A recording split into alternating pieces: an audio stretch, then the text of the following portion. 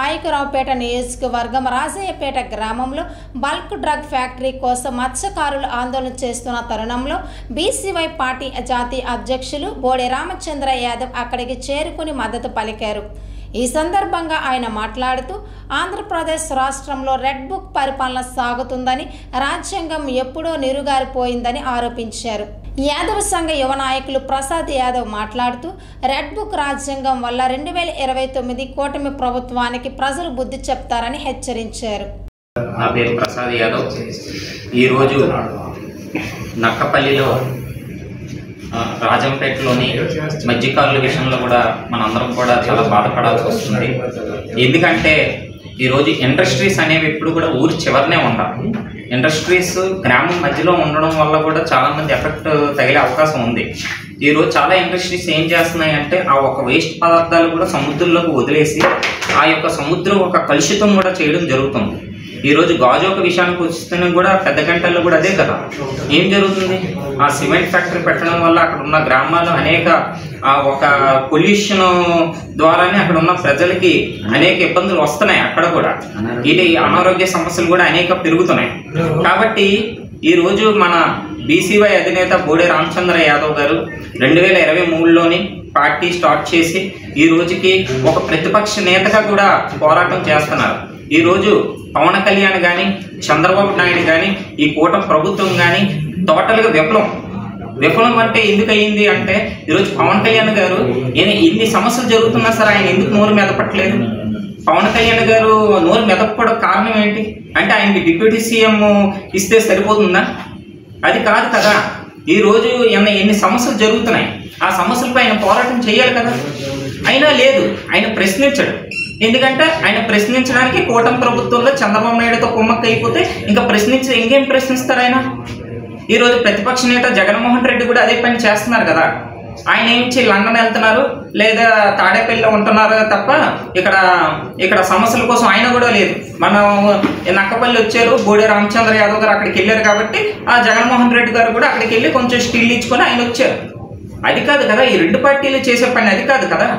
ఈరోజు అనకూడదు కానీ రాజ్యసభలోని వైసీపీకి 11-12 రాజ్యసభ సీట్లు ఉన్నాయి. ఈరోజు టీడీపీకి లోక్సభలో 16 సీట్లు ఉన్నాయి. ఈరోజు స్టీల్ ప్లాంట్ ఇష్యూ గురించి ఎందుకు మాట్లాడట్లేదు వాళ్ళు? స్టీల్ ప్లాంట్లో అనేక ఉద్యమాలు జరుగుతున్నాయి కదా, ఎందుకు మాట్లాడట్లేదు?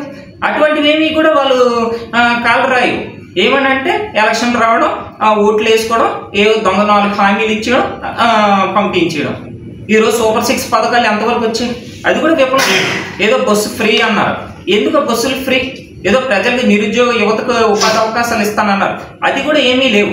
ఇటువంటివి కూడా ఈ ప్రభుత్వాలన్నీ కూడా దొంగ హామీలు ఇచ్చి ప్రజలకి ఒక మైండ్ డైవర్ట్ చేసి ఓటింగ్ చేస్తున్నారు. ఈరోజు బీసీవై పార్టీ రామచంద్ర యాదవ్ గారు ఈరోజు ఆయన ఎంతో కష్టపడుతున్నారు. ఆయన ఈరోజు ప్రజల కోసం కష్టపడుతున్నారు. ఆ ప్రజల కోసం కష్టపడేటప్పుడు కంపల్సరీగా 29 ఎలక్షన్స్లో మనం గెలిపించుకోవాల్సిన అవసరం ఎంతైనా ఉంది.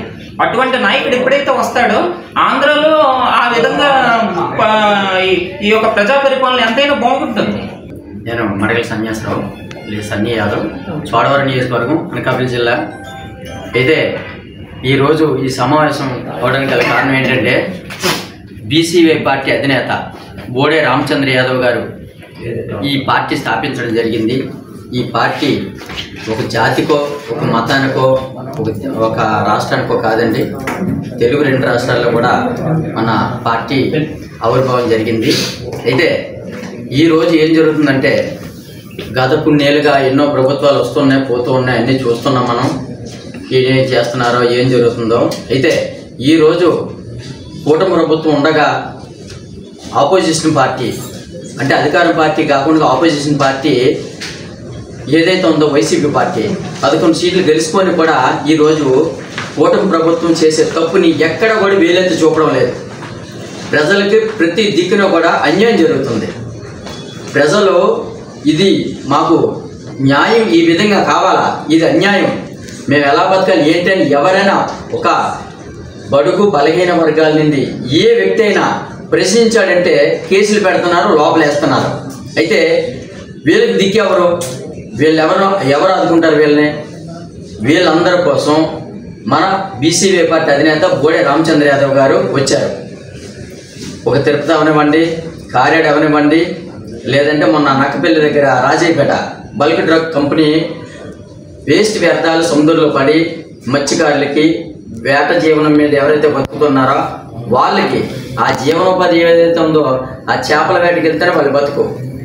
ఈ వేస్ట్ వ్యర్థాలు వెళ్ళడం వల్ల చేపలు చనిపోవడం, ఆ చేపలు తిన్న మనుషులు అనారోగ్యం బారిన పడడం జరుగుతుంది. దీని మీద అన్నగారు సంఘీభావం తెలపడానికి, ఆ జనాలకి నేను ఉన్నానని ధైర్యం చెప్పడానికి గత వారం 10 రోజుల క్రితం వస్తూ ఉంటే హౌస్ అరెస్ట్ చేయడం జరిగింది. దాని మీద కోర్టుకి వెళ్ళి పర్మిషన్ తీసుకొని ఢిల్లీ వరకు వెళ్ళి ఢిల్లీ నుండి ఈరోజు వస్తూ ఉంటే ఇంటికి నోటీసులు అంటించి అక్కడ వెళ్ళడానికి వీలు లేదు అని ఒక పదంతో ఒక నోటీసు ఏపీ నుండి ఢిల్లీ వెళ్ళి ఒక నోటీస్ ఇవ్వడం జరిగింది. అంటే ఇది ఏపీ పోలీసులు చేసిన కథనాలా లేకపోతే కూటమి ప్రభుత్వం చేస్తున్నది? ఓకే, పోలీసుల హస్తం ఏమీ ఉండట్లేదు.